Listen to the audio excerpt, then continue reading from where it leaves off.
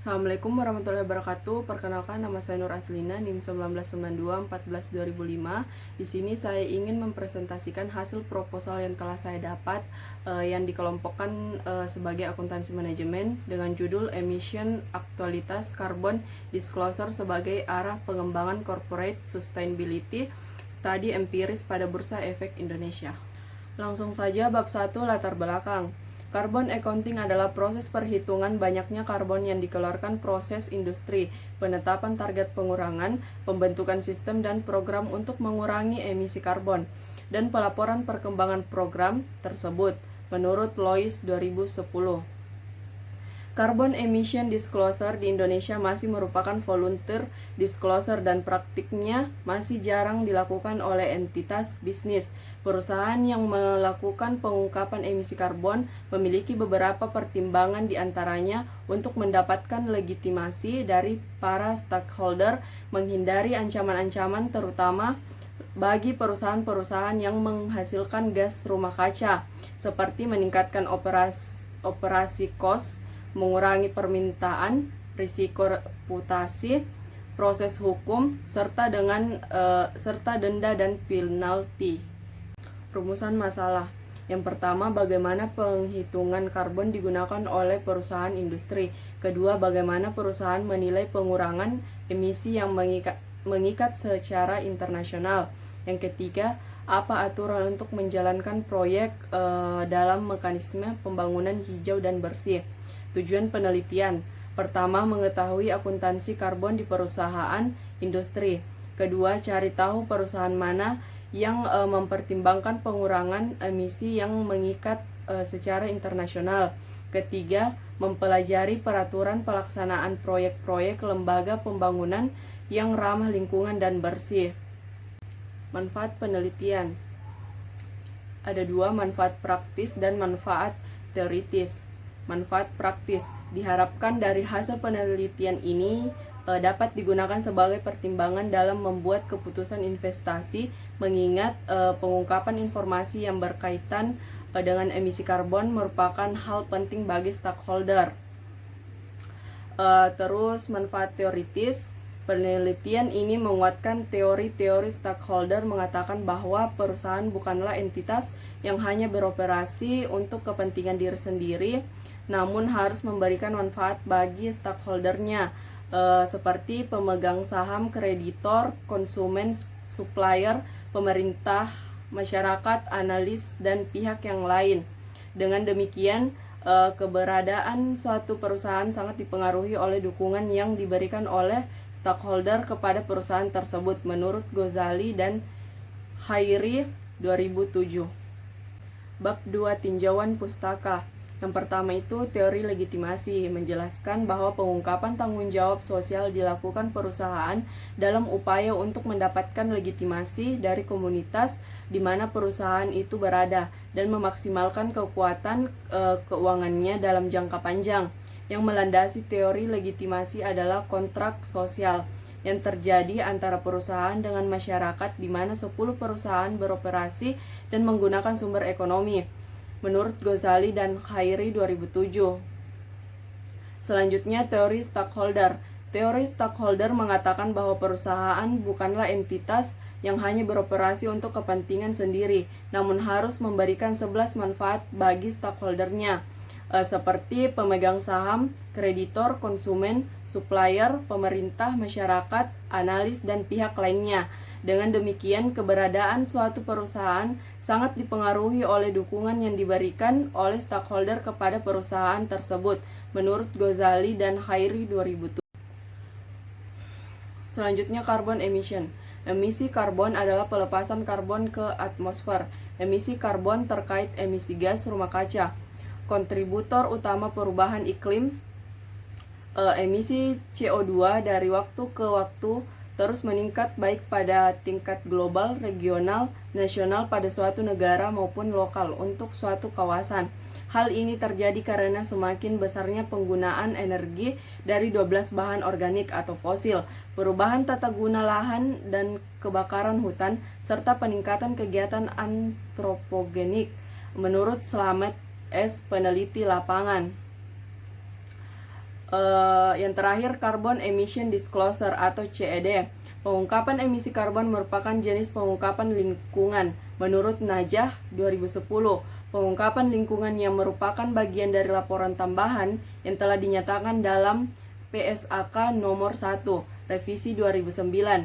Pengungkapan lingkungan mencakup intensitas emisi GHG atau gas rumah kaca dan penggunaan energi, corporate governance, dan strategi dalam kaitannya dengan dampak perubahan iklim, menurut Carter et al. 2011.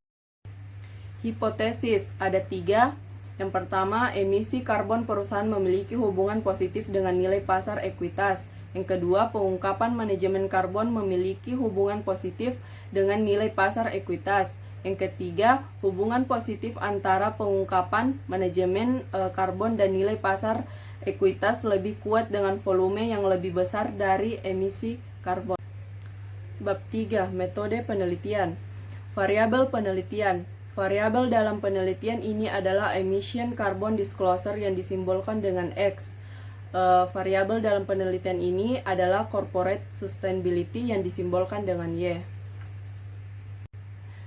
Populasi.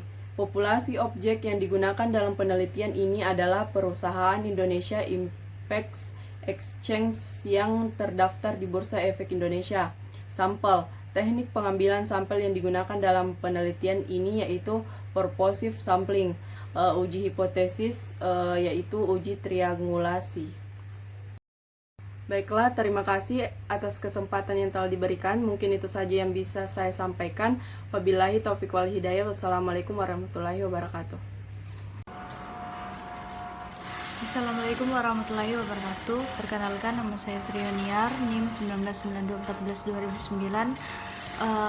Saya akan mempresentasikan hasil yang saya kerjakan, yaitu judulnya pengaruh kualitas produk, pelayanan dan alokasi terhadap keputusan pembelian konsumen di cafe time, coffee shop and food.